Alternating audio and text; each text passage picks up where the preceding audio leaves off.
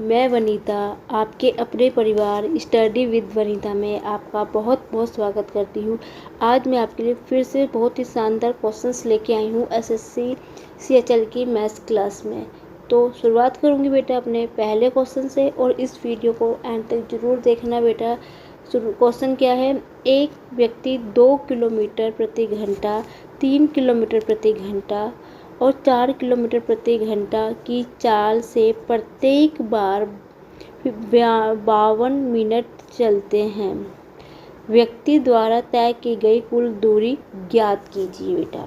ठीक है अच्छा। तो जब भी आपको इस प्रकार का क्वेश्चंस दिया जाता है तो बेटा इसको कैसे हम करेंगे, ध्यान से समझना क्वेश्चन को बेटा। ठीक है बेटा, आपने फॉर्मूला पढ़ा होगा, स्पीड बराबर होता है डिस्टेंस बटा टाइम, मतलब चाल बराबर दूरी बटा समय। ठीक है, हमसे क्या पूछी गई है? दूरी पूछी गई है, मतलब डी बराबर पूछा गया एस इंटू टी। ठीक है बेटा, डी को इंग्लिश में डिस्टेंस बोलते हैं, एस को स्पीड बोलते हैं, टी को टाइम बोलते हैं। ठीक है बच्चों, तो यहाँ से आपने क्या बोला? चाल कितनी दे रखी है बेटा? चाल हमें उसने क्या बोला है कि 52 चाल बराबर, मैंने आपको बताया था क्या होगा दूरी बराबर होगा चाल गुना समय। तो चाल कितनी है बेटा? पहले 2, ठीक है, गुना 52 समय। ठीक है बेटा, ठीक है बेटा, ये प्लस, तो आपने तीनों को आपस में जोड़ देना है क्योंकि वो एक ही दिशा में चल रहा है। दूरी जब भी कुल दूरी की बात या कुल चाल की या कुछ चिप की बात की जाती है तो बेटा वो आपस में जो इनकी जो होता है वो जुड़ती है चाल। ठीक है बेटा, तो इनकी जो चाल है आपस में जुड़ेगी। तीसरा कितना बेटा? 3 किलोमीटर गुना 52। ठीक है, चौथा कितना है बेटा? चौथा है 4 किलोमीटर गुना 52, क्योंकि समय तो बेटा प्रत्येक बार 52 मिनट चलता है, क्योंकि 52 समय तो सभी सेम ही है लेकिन जो उनकी चाल है वो अलग अलग है। तो बेटा कितना होगा ये? 52 दूनी 2 दूनी 4, 104 प्लस 6, 5 या 15 प्लस 4 दूनी 8, 5 चौके 20, 208। ठीक है बेटा, इतना आ गया? आपको इतना समझ में आया कि नहीं आया बेटा? देखो बेटा, अब ध्यान से समझना, इन्होंने आंसर किलोमीटर में आया और यहाँ पे किलोमीटर प्रति घंटा है, लेकिन और जो हमें समय दे रखा वो हमें मिनट में दे रखा। तो मैं क्या करती हूँ, मिनट को मैं क्या करती हूँ सेकंड, उसको घंटे में चेंज कर देती हूँ। तो आप जब भी चेंज करोगे तो यहाँ 60 से इसको भाग दे देना, 60 से इसको भाग दे देना। ठीक है बेटा, यदि मैं इसमें से 160 को कॉमन ले लेती हूँ, मतलब 160 को मैंने बाहर ले लिया कॉमन, क्योंकि 60 यहाँ भी, 60 यहाँ है, 60 यहाँ भी है, तो इनको जोड़ूँ तो कितना होगा बेटा? ये 6 4 10, 10 1 18। ठीक है, 18 हो गया, हासिल लगा 1, 18 का हासिल लगा 1, 0 5 और 1 6 हो गया बेटा। ये 2 और 2 4 हो गया, ये हो गया 448। तो इसको मैं काटना शुरू करती हूँ 60 से। ठीक है बेटा, तो पहले मैं छोटी संख्या से काट लेती हूँ उसको। ठीक है, 4 से कट जाएगा, देखूँ जरा, या 6 से काट के देखूँ। 6 पंजे 30, 6 7 42, 42 और 4 48। हाँ ठीक है, 6 धाम 60, 6 6 36, 6 7 42, 6 8 48, ये 78 आ गया बेटा। और मुझे पता नीचे 10 है तो मैं 10 से भाग दूंगी तो दशमलव यहाँ पे लग जाएगा, तो 7.8 किलोमीटर इसका करेक्ट आंसर होगा बेटा। ठीक है बच्चों, अब बढ़ती हूँ मैं अपने नेक्स्ट क्वेश्चन पे।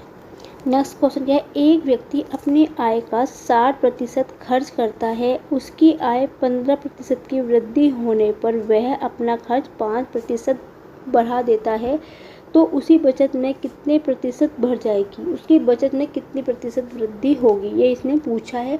कल मैंने स्टेप का एक क्वेश्चन आपको बेटा क्लास में करवाया था, तो उसी टाइप से ही थोड़ा सा उसी की तरह ही क्वेश्चन होगा बेटा। उसने बोला है, यहाँ पे आय लिख लेती हूँ बेटा, यहाँ पे खर्च लिख लेती हूँ, और यहाँ पे क्या है? बचत। यहाँ पे बचत है बेटा। ठीक है बेटा, जब आय कितनी थी, क्योंकि 60% खर्च कर रहा है तो इसका मतलब है आय कितनी है? 100 है। ठीक है, उसमें से क्या कर रहा है वो? 60 खर्च कर दे रहा है, तो बचत कितनी होगी? तो 100 में से 60% उसने खर्च कर दिया तो कितना बचेगा बेटा, 40% बचेगा। कोई भी चीज़ अपने 100% पे ही होती है बेटा, सीधी सी बात है। 60% उसने खर्च कर दिया है, आय कितनी है, 100 है, उसमें 60% खर्च कर दिया तो बचेगा, बचत कितनी हुई मेरे पास उस टाइम, 40% की बचत हुई। अब आगे उसने क्या बोला है कि उसकी 15% की वृद्धि हुई है, मतलब आय में 15% की वृद्धि हुई है बेटा। ठीक है, ठीक है, प्रति की वृद्धि हुई है। और फिर उसने ये बोला है और वह अपना खर्च, तो वो खर्च क्या करता है, 5% बढ़ा देता है यहाँ पे। ठीक है बच्चा, तो इसका निकालते हैं। तो यहाँ पे कितना हो गया बेटा, 15 हो गए। यहाँ पे कितना हो गया, 15 हो गया। अब उसका खर्च कितना था, पहले 60% था, अब कितना है, 5% उसने बढ़ा दिया। तो 60 का आपने 5% निकालोगे तो कितना होगा बेटा, 0 का 0 कट गया, 5 दूनी 10, 5 तिया 15, यहाँ पे 3 आ गया। ठीक है, अब मैंने यहाँ पे 15 क्यों लिखा, आधे बच्चों के दिमाग तो यही चलेगा कि यहाँ पे अपने 100% क्यों निकाला। सीधी सी बात है, जब 15 का जब आप 100% निकालोगे, 15 का प्रतिशत हटाओगे तो 100 आएगा, 100 से 100 कट जाएगा तो 15 ही तो आएगा बेटा। ठीक है बेटा, अब ध्यान से समझना इस क्वेश्चन को थोड़ा सा। ठीक है बेटा, देखो पहले आय जब बढ़ोतरी हुई तो आय कितनी थी, 15 हो गई और खर्च 3 हो गया, तो सेविंग कितनी हुई बचेगी बेटा, 15 में से 3 गए, बचेगा 12। ठीक है बेटा, 12। और ये जो 12 है ये क्या है, एक्स्ट्रा है, जो कि बच रहा है हमारे पास। ये क्या है, एक्स्ट्रा है। एक्स्ट्रा मतलब जो बच रहा है। 15 का रुपये भरे उसमें और 3 उसने खर्च किए तो 12 रुपये हमारे पास क्या हुए, एक्स्ट्रा बचे। एक्स्ट्रा मतलब जो हमारे बचत हुई है। अब ये 12 किस पे होगी, 40% पे ही तो होगी, क्योंकि हमें खर्च पूछ रहा है कि उसकी बचत में कितनी प्रतिशत की बढ़ जाएगी। ये तो आप बचत में निकाल रहे हो तो कितने में, तो इस 40% जो है बेटा, जो बचत पहले थी 40%, उसी पे ही तो निकालोगे, और किस पे निकालोगे आप। तो थोड़ा सा यहाँ पे ये चीज़ समझने की ज़रूरत होती है बेटा।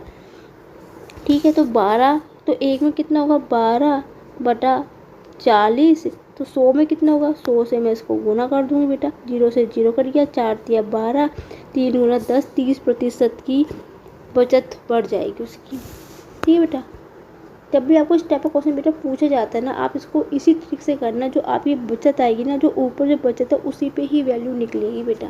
बस इस पॉइंट को आप हमेशा ध्यान समझना। ठीक है बेटा, आगे क्वेश्चन में बढ़ती हूँ, नेक्स्ट क्वेश्चन पे। नेक्स्ट क्वेश्चन है, एक निश्चित चक्रवृद्धि ब्याज की दर कोई धनराशि 3 वर्ष में 3.375 गुनी हो जाती है, तब ब्याज की दर आपसे पूछी गई है। जब भी बेटा इस टाइप का क्वेश्चन आपको पूछा जाए, ठीक है, उसने बोला कोई धनराशि 3 वर्ष में इतनी हो जाती है, तो इसका मतलब क्या है, आप ये करो 1 वर्ष में कितनी होगी, फिर 3.375 लिख सकती हूँ बेटा मैं इसको। यहाँ से मैं दशमलव हटाऊंगी तो कितना आएगा, 3 0 1 2 3 बराबर होगा 3,775, 375 रुपये। जब भी आपको इस प्रकार क्वेश्चन किया जाता है तो बेटा आप 1 वर्ष के इक्वल कर देना, 1 के बराबर क्या लिखोगे, 375, जितने दशमलव हटा के 0 यहाँ पे बना दिया।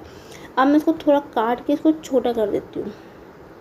ठीक है बेटा, किससे काटूँ इसको मैं, 25 से कट जाएगा, 25 से कम 25, 5 है 8, 25 से 75, 75 कट जाएगा, हाँ 25 चौके 100, ये 5 से काट देती हूँ, ये करेगा 5 से, 5 दूनी 10, 200, 5 छक्के 30, 5 सत्ते 35, 5 पंजे 25, फिर 5 से कट जाएगा, 5 दूनी 5 चौके 20, ये आएगा 5 कम नहीं, 5 से 200 है, 5 से वो काटूँ, ये 25 से कट जाएगा आराम से, 25 से कट जाएगा, 25 अट्ठे 200, 25 को 25 से 25, 25 दूनी 50, 175 बचेगा, 25 सत्ते 175, 8 और 27 आ गए यहाँ पे। ठीक है बेटा, 8 और 27 आ गए यहाँ पे। जब भी आपको इस प्रकार क्वेश्चन दिया जाता है ना कि हाँ इतने वर्षों में इतनी गुनी हो जाएगी, कितनी भी गुनी हो बेटा, तो आपने 1 के इक्वल कर देना है।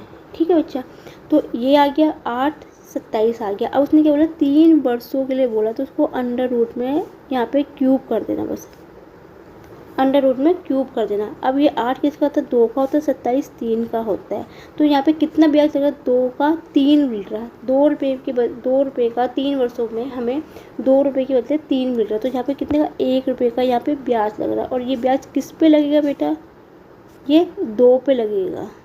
तो 1/2, 100 में कितने देगा, 100 से गुना कर देंगे, 2 से कटेगा ये 50 बार। तो ऑप्शन नंबर डी इसका बिल्कुल करेक्ट आंसर होगा। कोई दिक्कत होगी, कोई प्रॉब्लम है किसी भी क्वेश्चन में तो बेटा कमेंट सेक्शन में मुझे आप बता देना, ठीक है बच्चा। आगे नेक्स्ट क्वेश्चन बढ़ते हैं। नेक्स्ट क्वेश्चन है बेटा, एक बच्चा मिट्टी से बने एक शंकु जिसकी ऊंचाई 24 सेंटीमीटर, त्रिज्या 6 सेंटीमीटर गोले के आकार में ढाल देता है। तदनुसार गोले की त्रिज्या सेंटीमीटर में ज्ञात कीजिए।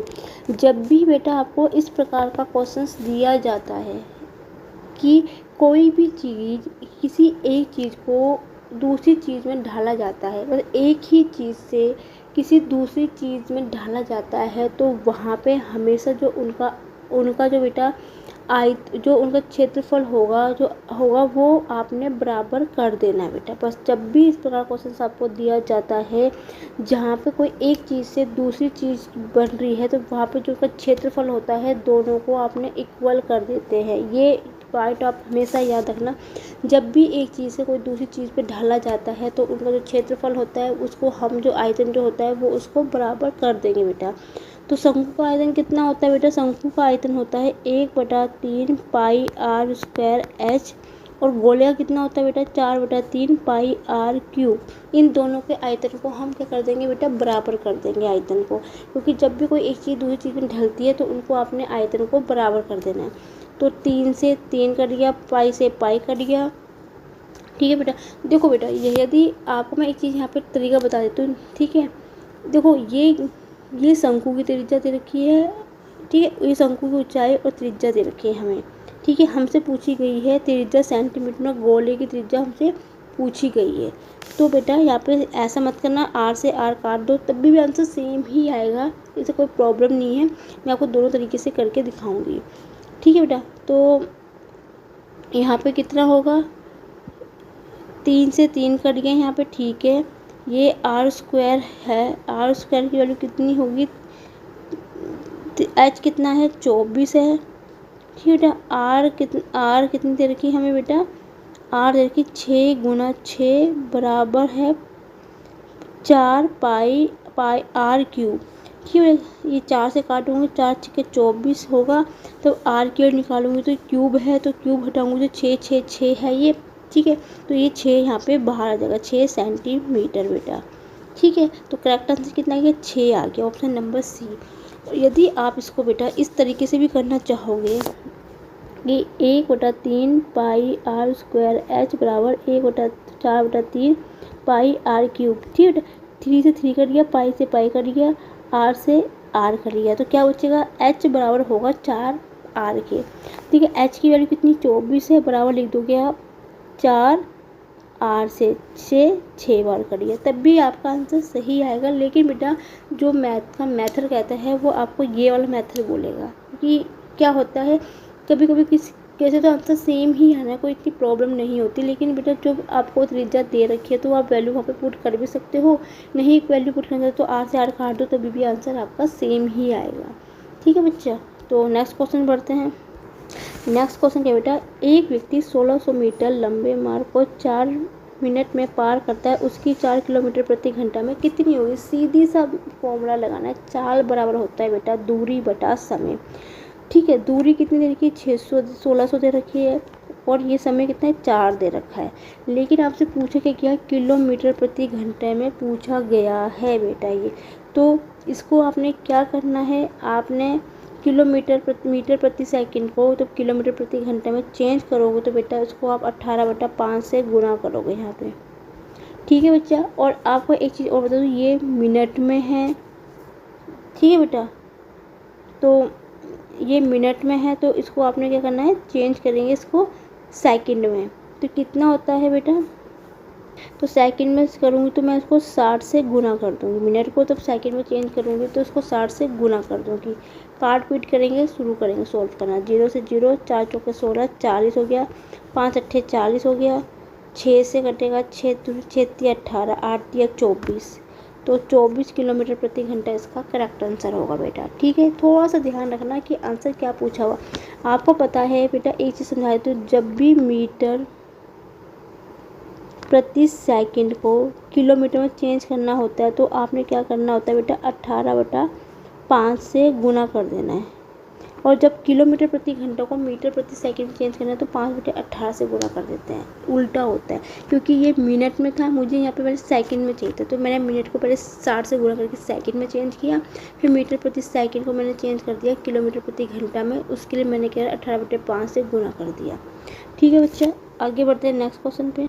नेक्स्ट क्वेश्चन क्या है बेटा, 12, 21 प्रत्येक में से क्या घटाया जाए ताकि इनका तृतीय अनुपात 36 हो जाए। बेटा सीधी सी बात बेटा, एक मेथड बताती हूँ। तृतीय अनुपात का फॉर्मूला क्या होता है, b² होता है। ठीक है, b² होता है। तो आपने कुछ नहीं करना है बेटा, आपने क्या करना है, यहाँ से क्या करना है बच्चा, आपने सीधा जो ऑप्शन से क्वेश्चन करना है आपने। तो तृतीय अनुपात निकालने का तो ये वाला फॉर्मूला होता है कि 36 हो जाए, लेकिन आपको इस वाले फॉर्मूले पे वैल्यू पुट करके देखोगे आप नहीं। इसको कैसे करेंगे मैं बताती हूँ तरीका निकालने का। इसका फॉर्मूला, तृतीय अनुपात का फॉर्मूला ये होता है b²/a। जब भी तृतीय अनुपात पूछा जाता है तो ठीक है बच्चा, तो आपने सीधा इसमें ऑप्शन पे जाना है। ऑप्शन से कैसे करना है ध्यान से समझना। ठीक है, इसमें से क्या घटाया जाए, फॉर्मूला यही होता है तृतीय अनुपात निकालने का। इसमें प्रत्येक में से क्या घटाया जाए कि ताकि इनका तृतीय अनुपात 36 हो जाए। ठीक है, इनमें से बेटा प्रत्येक संख्या से घटाया जाए। यदि मैं 1 रखती हूँ तो क्या होगा बेटा, ये हो जाएगा 11, ये हो जाएगा 20, तो 20 × 20/11 रखूँगी तो कटेगा नहीं, तो कहीं से 36 तो वैसे भी नहीं होगा। 2 रखूँगी तो 10 होगा, 10 नीचे 10 आएगा, इसमें से हटाऊँगी तो 19 × 19 होगा, 2 भी नहीं होगा। 4 रख कर देती हूँ 8, और ये होगा 17, 17 8 से नहीं कटेगा, बचा 3, तो 9 होगा नीचे। और इसमें से गए कितना बचेगा, ये होगा 3 में से 18, 18 × 18, 18 × 18, 9 दूनी 18, 18 दूनी 36।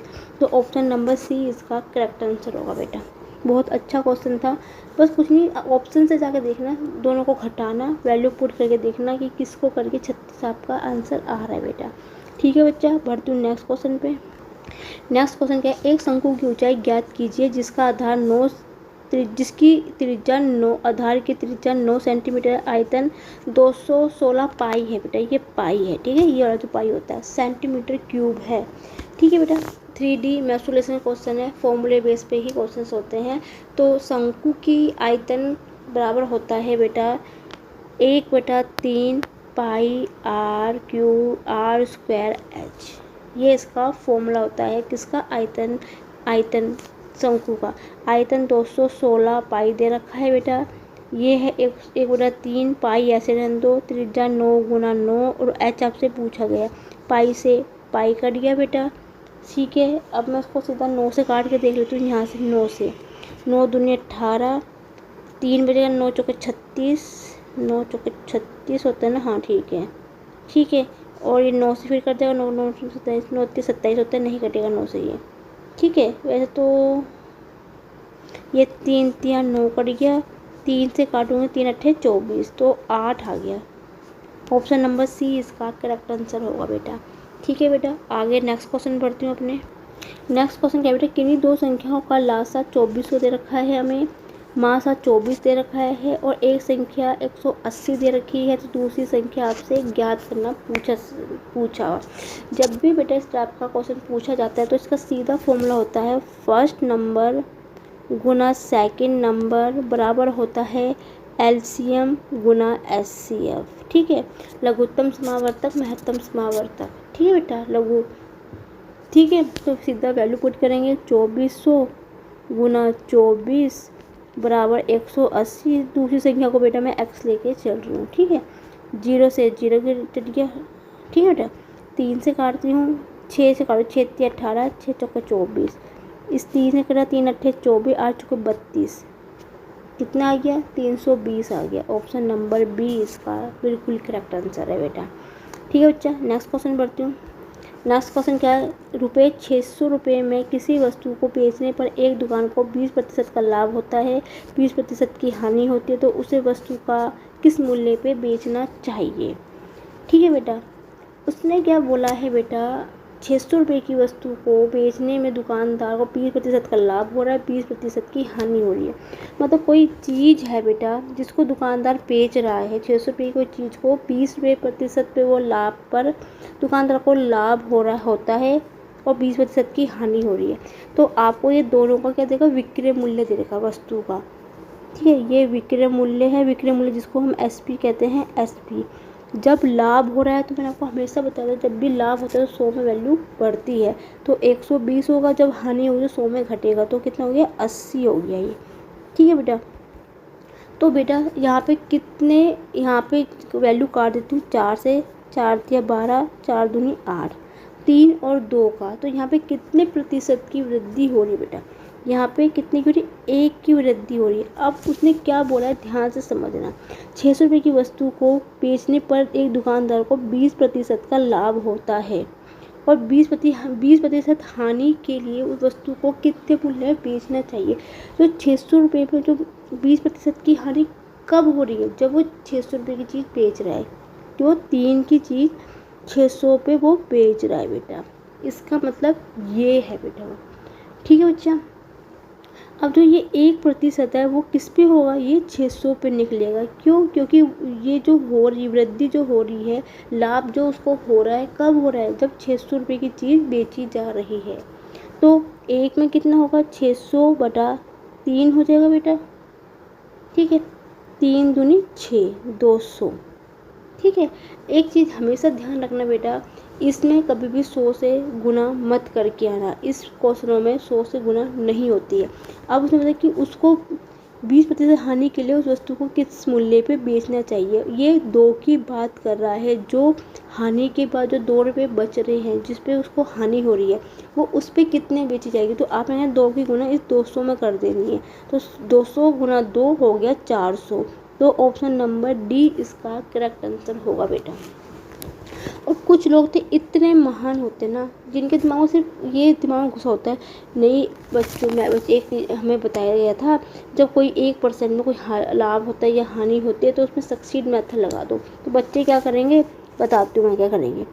20 माइनस का 20, ठीक है, माइनस का 20 गुना 20 गुना 20/100 करके आ जाएंगे। ठीक है, 20 पंजे 100, 20 आ जाएगा यहाँ पे। ठीक है, मुझे पता है बहुत से बच्चे ऐसा करके जरूर आते हैं इस बच्चों को। ठीक है बेटा, तो अपना ये दिमाग मत लगा के आना, ये सक्सीड मेथड यहाँ पे नहीं लगेगा। ठीक है बच्चों, तो इसलिए अपना दिमाग थोड़ा सा कम करना बेटा, हर क्वेश्चन में ज़्यादा दिमाग नहीं लगाना चाहिए। कुछ रूल होते हैं मैथ्स के, जो उसके अकॉर्डिंग चीज़ चलती है बेटा। तो तब भी कहती हूँ अपने मैथ्स को बेसिक पॉइंट को क्लियर करो बच्चे अपने। ठीक है बेटा, नेक्स्ट क्वेश्चन बढ़ते हैं अपने। नेक्स्ट क्वेश्चन क्या है बेटा, अच्छा क्वेश्चन है, ध्यान से समझना। प्रतिभा और मनीषा मिलकर किसी कार्य को 7 दिन में कर सकते हैं। मनीषा और टीना मिलकर उसी कार्य को 120 दिन में कर सकते हैं, तथा प्रतिभा और टीना उसी काम को 30 दिन में कर सकते हैं। तो टीना अकेला उस कार्य को कितने दिन में पूरा करेगी बेटा।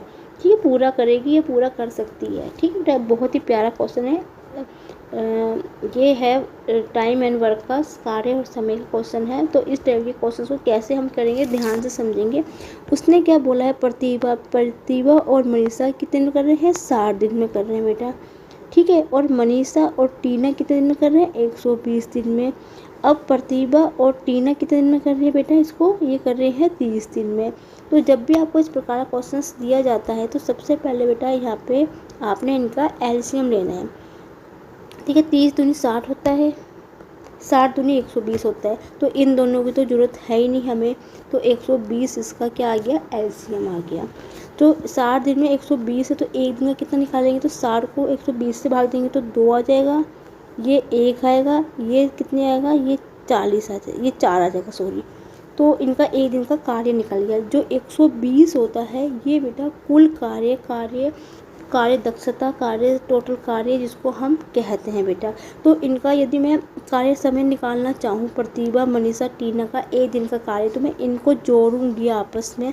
तो प्रतिभा ये 2P हो जाएगा, मनीषा 2M हो जाएगा और टीना 2T हो जाएगा। और ये कितना हो जाएगा, 4 2 6 और 1 7 हो गया बेटा। 2 को मैं कॉमन लेना चाहूँ तो प्रतिभा, मनीषा, टीना का 7/2 आ गया, एक दिन का कार्य है। ठीक है बेटा, क्या आ गया, एक दिन का इनका कार्य निकल गया ये। तो इसको क्या लिख सकते हैं, 3.5 भी मैं इसको लिख सकती हूँ। तो प्रतिभा, मनीषा, टीना का एक दिन का कार्य कितना आ गया बेटा, 3.5 आ गया।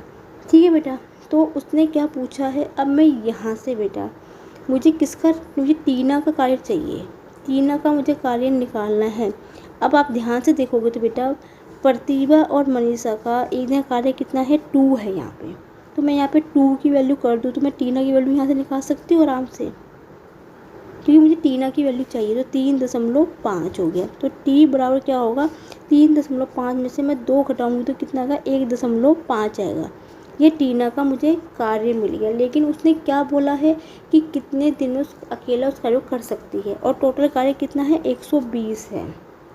ठीक है बेटा, तो आपने क्या करना है, जो टोटल कार्य है और जो टीना का कार्य है, एक दिन का जो कार्य है, तो 1.5 को आपने भाग दे देना है और आपका आंसर आ जाएगा। 0 से 0 कट गया बेटा। ठीक है, 15 8 120, तो 80 दिन इसका करेक्ट आंसर होगा ऑप्शन नंबर ए।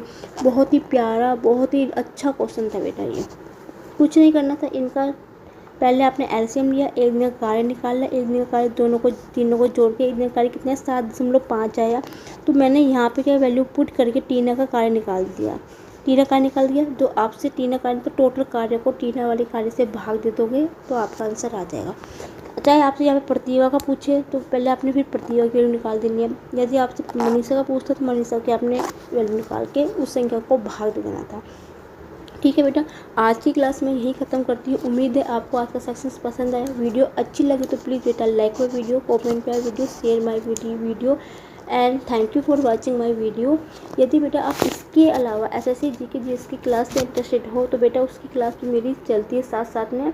अभी एक आध दिन से थोड़ा सा टाइम की कमी के कारण मैं थोड़ी क्लास उसकी अटेंड नहीं उसकी हो, लेकिन वो भी बेटा आपकी ऑल कॉम्पिटेटिव एग्जाम के लिए आपके लिए यूज़फुल होगी। इसके अलावा बेटा मेरी एमटीएस की क्लास भी चल रही है मैथ्स की, और एसएससी सीपीओ की तैयारी कर रहे हो तो आप उसके लिए भी आपके लिए अलग से मेरी क्लास चल रही है।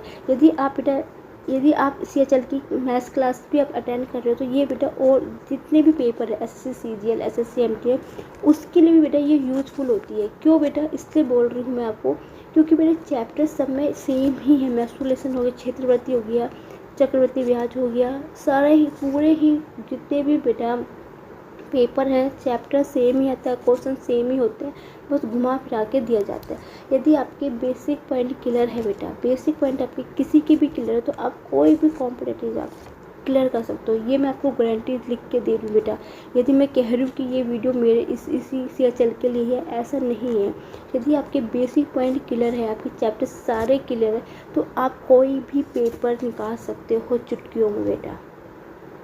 ठीक है बेटा, तो कल फिर मिलूंगी नए क्वेश्चनों के साथ। तब तक के लिए बेटा गुड नाइट, स्वीट ड्रीम।